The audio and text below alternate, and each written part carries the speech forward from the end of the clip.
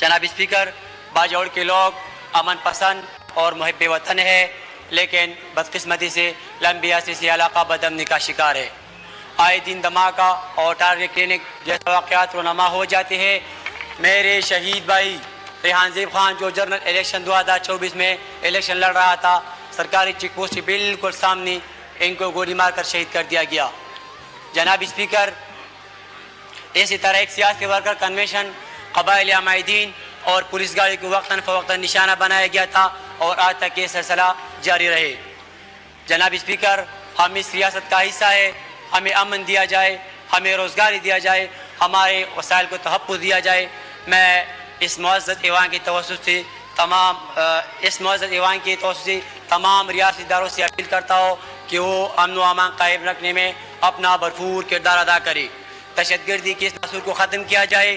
میری بڑی سمت سینکڑوں قبائلی عوام کو قتل میں ملوث لوگوں کو پکڑ کر قانون کے مطابق سزا دی جائے۔ آپ ہی لوگ ٹائم لے رہے ہیں۔ جناب اسپیکر، چونکہ ہم امن پسند اور محب وطن ہے،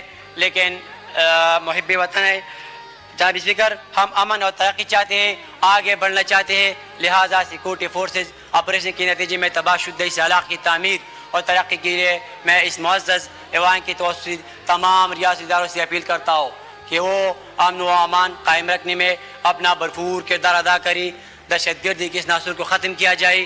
میرے بھائی سمت سینکڑوں قبائلی عوام کو قتل میں ملوث لوگوں کو پکڑ کر قانون کے مطابق سزا دی جائے۔ جناب اسپیکر، جس دن ہمارا حلف تھا، ہمارے ساتھ ہمارا بوڑھی ماں باپ ادھر آ رہے ہیں۔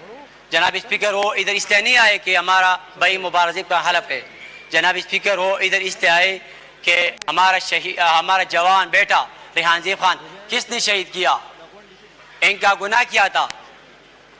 جناب اسپیکر، خدا کے لیے ہمارا حال پر رحم کرے، ہمارا باجوڑ پر رحم کرے۔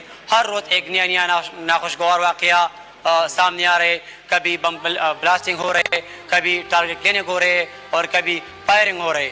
یہ بم دھماکے اور یہ ٹارگٹ کلینک آخر کب تک ہم برداشت کریں گے؟